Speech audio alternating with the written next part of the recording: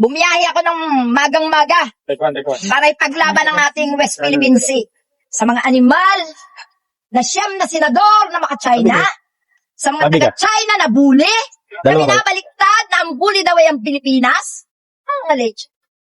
Walang kataguran sa panggugulo ang mga taga-China sapagkat ang mga senadores na nakaupo sa Senado ang numero unong sumusuporta dyan sa mga injek na yan. Tama. Parang ating bansay magulo, mawindang, para patuloy nilang iharas ang ating mga mangingisda, ang ating mga Coast Guard, Philippine Coast Guard.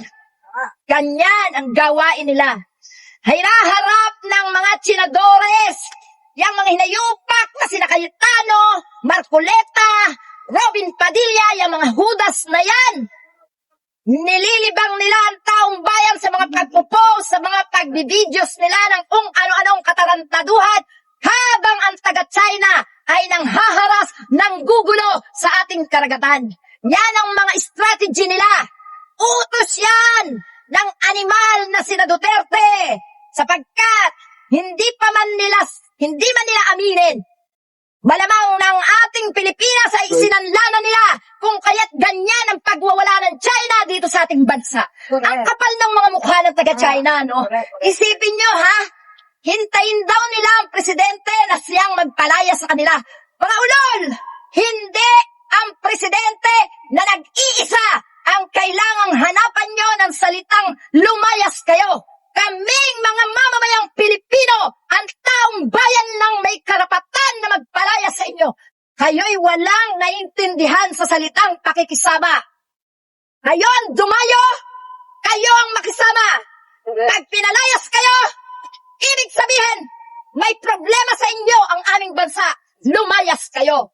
Kung gusto niyong sinusunod ang patakaran niyo sa China, sundin niyo rin ang batas at patakaran ng aming Pilipinas. Wala kayong karapatan na ang aming bansa ay gawin niyong aso kagaya ng ginawa niyo sa mga senadores na nakaupo sa Senado at kay Duterte na tila aso na may kadena sa leeg na susunod lang sa inyo. Nagkakamali kayo. Iba ang Pilipino. Marami ng pagkakataon na may nagtangka na gawin ang aming Pilipinas. Agawin ang ari-arian namin. Pero kahit maliit ang aming bansa, lumalaban ang mamamayan nito. Hindi kami matatakot. Ano sabi ni Robin Padilla? Una daw haharap ay ang mga lumalaban sa China. Gago ka, Robin Padilla! Hindi mo naiintindihan na kahit ikaw, dudurugin ka ng China. Wala silang pakialam sa'yo kung anong kasapitan mo. Naging aso ka ni Duterte? Nagpapaka-aso ka sa China? Ikaw din, Mr. Marcoleta. Matanda ka pa sa akin, pero wala kang tinandaan. Ha? Kay Cayetano, pinahuhubad mo ang uniforme ni Sir Tariela. Ang kapal ng mukha mo, Cayetano, baka kalbuhin kita lalo pag nagkataon na magkaharap tayo. Sipin mo, ha? Ikaw nga nakabarong bobo eh. Pagkatapos, paalis mo ang uniforme ng isang nakikipaglaban para sa bansa. Animal ka talaga, no? Ha? Makapal ang mukha ninyo. Wala kayo ibang kinakaya kundi yung mga kasama nyo dyan sa gobyerno. Pero pagdating sa mga Pilipino, sa taong bayan, no? Bahag ang mga buntot nyo. Gusto lang kayo sa yabang, pero wala kayong kakayahan. Kaya takot kayo sa China eh. Iniisip nyo, matatalo agad kayo eh, no? Ha? Para sa akin, kayo na mga siyam na senador, mga konsentidor sa China, magsipaglayas na kayo dyan sa Senado at harapin nyo ang mga ninakaw nyo. Kayo ay mga magnanakaw, kayo ay mga traidor, kayo ay mga konsentidor, at higit sa lahat, mga duwag! Takot kayo sa China! Inaagaw na ang inyong sariling ari-arian. Bahag pa rin ang buntot nyo. Pag ba yung mga asawa nyo inagaw, papayag pa kayo na maagaw yan sa inyo. O baka naman, ibigay nyo nga ang mga asawa nyo, pero yung mga kabit nyo maiiwan. Mga leche din kayo eh, no? Ha? Ganyan kayo, abobobo. Ganyan kayo katatanga. Sasabihin nyo, wala West Philippine Sea? Hoy! Isa tayong isla. Philippine Island tayo. Bakit? Bakit tinawag tayong Philippine Island? Dahil meron tayong parte sa karagatan na ipinagkaloob ng Diyos. Yan ang hindi hindi nyo alam, palibasa, si Kibuloy ang Diyos nyo. Kaya kayo naging tanga. Bakit kailangan ipaglaban ng mga Pilipino ang West Philippine Sea? At sagutin natin yung pambabastos ng mga Chinese diplomats sa ating mga opisyales. okay. So, eto yon. Gusto ko lang lecturean ng kaunti si Marcoleta, no? Oh. Bilang isang guro ng preschool, gusto ko lang mag-lecture kay Marcoleta ng konti. Bumalik tayo sa history. Basic lang ito, ha? Ang sinasabi niya kasi, wala daw, hindi daw makita no, sa coordinates yung Kalayaan Group of Islands, no? Yung sinasabi niya. Pero, eto, tingnan natin, ha? Bakit ba sa atin ang West Philippine Sea? Bakit ba sa mga Pilipino o sa Pilipinas ang West Philippine Sea? Okay, bumalik tayo. 1898. Okay, ano ba ang nangyari noong 1898? Ayan yung the Treaty of Paris. Anong nangyari sa the Treaty of Paris? Ayan yung ibinigay o ipinagkaloob, ibinalik ng Spanish or ng Espanya ang Pilipinas, ang Las Islas Pilipinas sa Amerika.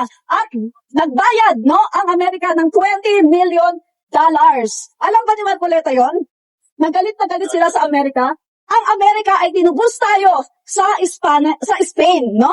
So, pagkatapos yan, nandyan na, no, yung ating mga isla, yung karagatan, pero hindi pa ganun sa kalawak. Ngayon, sabi ng mga Amerikano, parang nalulugi naman tayo dito, parang dinadaya tayo ng Spain. Dapat ibigay nila ang kabuuan ng Pilipinas, pati yung mga tubig, no, yung mga karagatan, yung buo, no? So, ang nangyari po, inamyendahan ngayon ang Treaty of Paris sa 1930 o 1935 na tinatawag na Treaty of Washington. Eto ngayon, dinefine ngayon kung ano ba yung karagatan, ano ba yung soberanya ng Pilipinas at pati yung mga isla, pati yung mga karagatan na sakop pa no ng Pilipinas na hindi pa binibitawan ng Spain ay itinurn over na rin sa Amerika. Pero bago nangyari yan, ayaw kasi pumayag ng Spain na basta lang i-turn over. Kailangan may ganon, pera. So, nagdagdag ang Amerika ng $100,000 para i-turn over lahat yan. Kasama na dyan yung KIG na tinatawag. Yun ang history. Kaya eto yung ating legal basis. Kaya kung sinasabi ni Marcoleta na hindi atin yan, balikan nga ang history at makikita niya na atin talaga ang West Philippine Sea. Yun. Treaty of Paris, 1898, inamyendahan ng Treaty of Washington, 1930-1935. Yun, ang ating legal basis. Pangalawa, basis, no? Sorry, Bisaya siya. Pangalawa, yung KIJ na yan, yung Kalayaan Group of Islands na yan, nagkaroon ng Presidential Decree, 1978, ang ating President Marcos Sr., kung saan kiniklaim natin yung KIJ na yan, KIG, Kalayaan Group of Islands na yan ay sa atin. Kaya Marcoleta, bumalik ka muna sa university, mag-aral ka muna ng basic patungkol sa history ng Pilipinas para naman malaman mo na ang West Philippine Sea ay atin, yan ay para sa mga Pilipino at hindi para sa mga Inchik. No? Yun po. Ayun.